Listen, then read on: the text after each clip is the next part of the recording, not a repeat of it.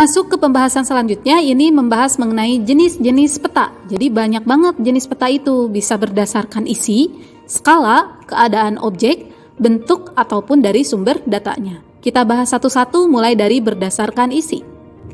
Berdasarkan isi, ini terbagi jadi dua, ada peta umum, ada peta khusus.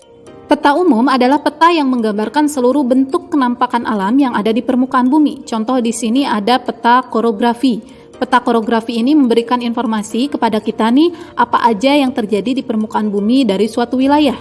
Biasanya peta korografi ini bersifat lengkap, tidak hanya bentuk dan ukuran wilayah saja, tapi juga lengkap dengan keterangan-keterangan yang ada di dalamnya. Seperti adanya sungai, gunung, dataran tinggi, dataran rendah, sampai batas-batas wilayahnya itu lengkap. Ada juga peta topografi berkaitan dengan ketinggian suatu tempat. Atau yang sering kita lihat deh, peta dunia. Nah, itu termasuk ke dalam peta umum. Ada juga peta khusus atau tematik, peta yang menggambarkan suatu kenampakan alam tertentu yang ada di permukaan bumi. Karena dia punya tema tertentu, misal ya, dari peta Indonesia itu dirincikan lagi tuh, lebih detail lagi. Ada peta curah hujan, antar wilayahnya itu dirinci wilayah mana yang curah hujannya lebih dari 100 mm per bulan misalnya. Nah itu, jadi lebih spesifik ya kalau peta khusus ini.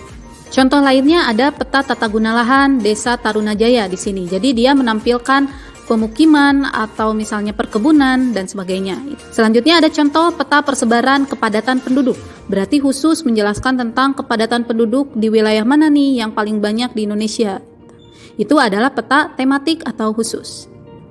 Selanjutnya ada peta berdasarkan skala. Ini terbagi menjadi 4. Ada peta teknik atau peta kadaster. Nah, ini 1 berbanding 100 sampai 1 berbanding 5000. Contohnya wilayah peta tanah atau peta yang ada di dalam sertifikat tanah rumah. Nih, kalian biasanya orang tua kalian menyimpan tuh ada sertifikat. Nah, di dalamnya biasanya ada peta sertifikat tanah seperti di gambar ini. Lalu ada juga peta berskala besar. Ini skalanya 1 berbanding 5000 sampai 1 berbanding 250.000. Ini wilayahnya kecil seperti lingkup, kelurahan, desa atau kecamatan. Contoh di sini ada peta kecamatan Cibinong. Lalu yang ketiga ada peta berskala medium atau menengah. Ini skalanya 1 berbanding 250.000 sampai 1 berbanding 500.000. Wilayahnya lebih luas, setingkat lebih luas ya dari skala besar tadi. Contohnya kota atau provinsi. Nah, di sini Ibu tampilkan peta Kabupaten Bogor. Lalu ada juga peta berskala kecil. Ini 1 berbanding 500.000 sampai 1 berbanding 1 juta. Ini contohnya ada negara, benua, bahkan dunia. Nah, ini contohnya di sini Ibu tampilkan peta Asia Tenggara. Next, kita ada peta berdasarkan keadaan objek. Ini ada peta dinamis, ada stasioner. Kalau dinamis otomatis ada pergerakan ya, bergerak, menggambarkan keadaan yang berubah-ubah. Misal peta transmigrasi, di sini ya, ada peta DAS itu daerah aliran sungai, kemudian ada peta perluasan lahan tambang nih, dan sebagainya.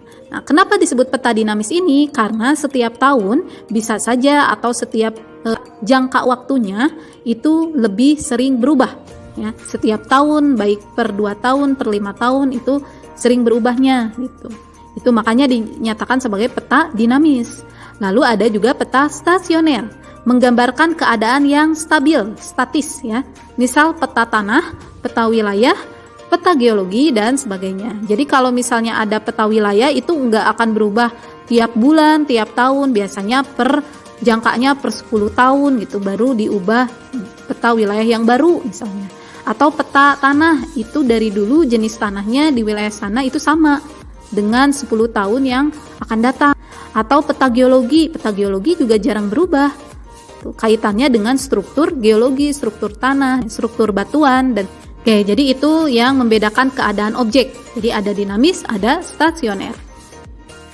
Selanjutnya ada di peta berdasarkan bentuk. Ada peta datar. Nah, biasa juga dikenal dengan peta 2 dimensi. Atau peta planimetri. Biasanya di kertas atau di kain ya yang kita temui di kelas. Nah, itu peta datar 2 dimensi. Ada juga yang kedua peta timbul. Biasanya ini 3 dimensi. Kalau kalian buka Google Maps sekarang udah tersedia 3 dimensi ini. Jadi disebutnya stereometri. Jenis peta yang dibuat hampir sama, bahkan sama dengan keadaan sebenarnya di bumi. Kita bisa tahu nih gedung tinggi itu karena 3D ya, jadi terlihat sangat jelas. Ada juga peta digital. Ini dihasilkan dari pengolahan data digital yang tersimpan dalam komputer. Biasanya menggunakan SIG, Sistem Informasi Geografis. Itu peta digital, yang contoh Google Map juga itu termasuk peta digital. Terakhir, ada peta berdasarkan sumber data. Nah, dari mana sih datanya diambil tuh? Ada juga nih, ada peta induk atau basic map. Ini basicnya banget. Peta yang didapat dari hasil survei langsung di lapangan. Kalau kalian pernah lihat ada orang yang lagi meneliti jalan, nah pakai alat kayak gini. Ini namanya teodolit, salah satu alat ukur tanah yang digunakan buat menentukan tinggi tanah dengan sudut mendatar atau sudut tegak. Kalau misalnya kalian lihat nih, suka ada peneliti yang lagi mengukur jalan, ya, ngeker-ngeker jalan. Nah, ini untuk menentukan nih survei dalam pemetaan atau survei lapangan. Ada juga peta turunan. Kalau peta turunan ini merupakan peta yang dibuat berdasarkan pada acuan peta yang sudah tersedia. Jadi dalam geografi ada yang namanya peta rupa bumi Indonesia atau peta RBI. Nah, ini sebagai rujukan nantinya untuk membuat peta lain. Jadi tidak memerlukan survei langsung ke lapangan untuk peta turunan ini. Cukup mengambil dari peta yang sudah ada, kemudian dikembangkan dengan analisis yang baru. Tadinya dimunculkan peta Indonesia, kemudian dirincikan menjadi peta kependudukan di Indonesia misalnya. Oke, selesai udah untuk pembahasan kali ini. Tadi kita membahas tentang jenis-jenis peta. Mudah-mudahan bisa dipahami dengan baik, bisa direview kembali apa yang jadi pembahasan kali ini. Di pertemuan selanjutnya, kita akan membahas mengenai komponen peta dan proyeksi peta. Terima kasih sudah menyimak. Assalamualaikum warahmatullahi wabarakatuh.